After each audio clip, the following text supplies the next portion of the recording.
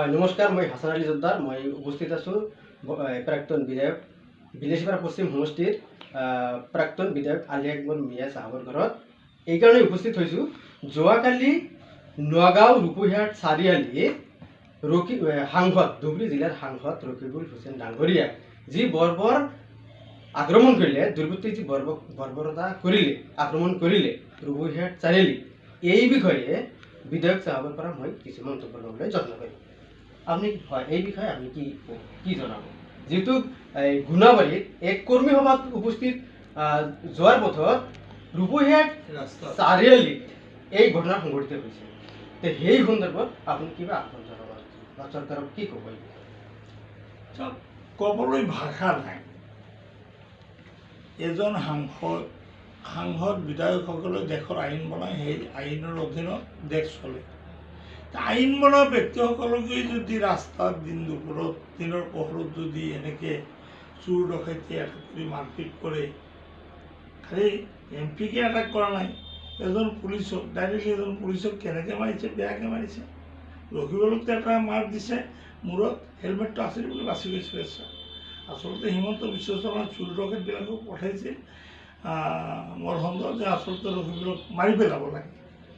ভাগ্য ভাল, ৰকিবুলে বাচি গ'ল। কিন্তু চাওকচোন, এটা চিকিউৰিটি কেনেকৈ মাৰিছে। চৰকাৰী আইনে কি কয়? চৰকাৰী আইনে কয় এজন আমাৰ চাৰ্কেল অফিচ হওক, থানা হওক, যিকোনো অফিচ হওক, এটা পিঅ', এটা চকীদাৰ, এটা পিয়ন, তাৰ গাতো যদি আপুনি চৰ এটা মাৰে, তেওঁ যদি কেছ দিয়ে 353 ছেকশ্যনত আপুনি এৰেষ্ট হ'ব, 3 মাহৰ আগত আপুনি জামিন নাপায়। তো চৰকাৰী মানুহ চিকিউৰিটি তাত কেনেকৈ মাৰিছে? আচলতে এই কেছটো চমুটো কেছ দিব লাগে। দিনৰ পোহৰত দেখা যায় আছে কোনে কোনে মাৰিছে, চেহেৰাকেইটা আহিছে। 4-5জন যে মুখত কলা কাপোৰ বান্ধি আছিলে ধৰিলোঁ, সেইকেইটা ধৰিব পৰা নাই। কিন্তু এই যে আৰু 20-30জন মানুহ আছিলে, এইকেইটা দৌৰি 8টা ৰকম পিটনি দিলে এইকেইটাৰ নামত আহি যাব। এই যে মুখতে কাপোৰ পিন্ধিছে, এইকেইটা আহি যাব। যিকেইটা পিঠিলে এইকেইটাৰ নামত পুলিচে চমুটো কেছ ল'ব লাগে, যে হেৰিক যে মাৰিছে, আৰু 3 মাহ ইহঁতক জেলত সোমাই ৰাখিব লাগে। নাই, আচলতে হ'ল ঘটনাটো এই চুৰ ডকাইত কেইটাই কৰা নাই। আচলতে কাৰ নেতৃত্বত এই ঘটনাটো সংঘটিত হোৱা বুলি সন্দেহ হয়? প্ৰত্যক্ষভাৱে হিমন্ত বিশ্ব শৰ্মাৰ ভেৰণীয়া গুণ্ডা, পোহনীয়া গুণ্ডা সকলক দি চুৰ ডকাইত দি এই গণ্ডগোলটো কৰাইছে। কিছুদিন আগত চামগুৰিত যিটো মিড ডে মিল এক্সন আছে, তাতো এইবিলাক ঘটনা ঘটাইছে।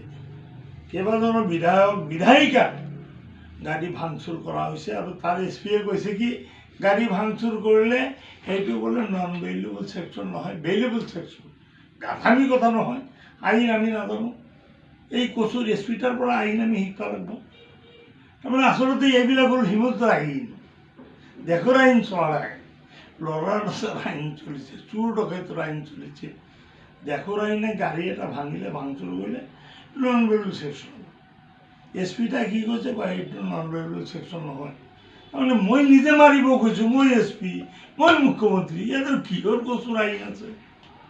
গতিকে আপোনালোকৰ জৰিয়তে মোৰ প্ৰতিক্ৰিয়া দিয়াৰ ভাষা নাই। ভাষা এটাই, ভাই হিমন্ত বিশ্ব শৰ্মাক কৈছোঁ যে বন্ধু, ইতিমধ্যে আমাৰ খবৰ আছে তুমি আমেৰিকা, লণ্ডন, ডুবাই এইবিলাক জেগাত তুমি ঘৰ বাৰী কিনি আছো, তুমি বিল্ডিং কিনি আছো। তাৰমানে তুমি জাগাত থাকিবলৈ জাগা ঠিক কৰি আছো, যেনেকৈ অনিল আম্বানী, আদানী তেওঁলোকেও কৰি আছে।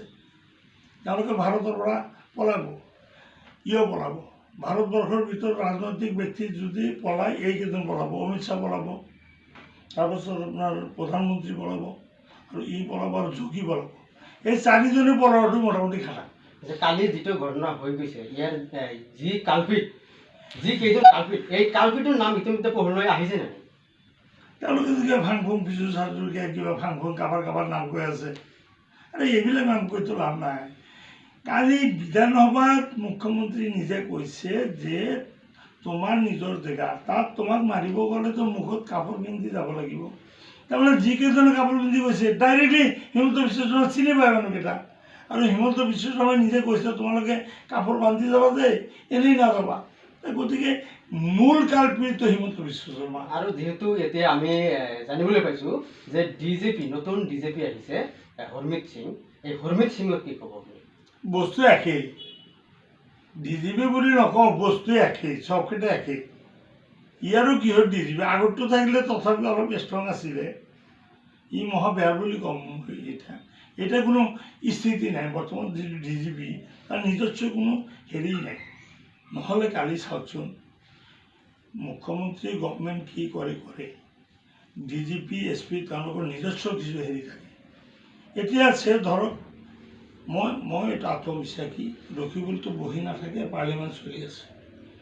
ৰখিবুলে যেতিয়া যায় এই কথাটো পাৰ্লিমেণ্টে ধৰিবই, এই কৈছোঁ 2 পইচাৰ ডিজিপি ক'ত উৰি যাব, তাৰ বাকলা ফাটি যাব না, পাৰ্লিমেণ্টে ধৰিব না ডিজিপি।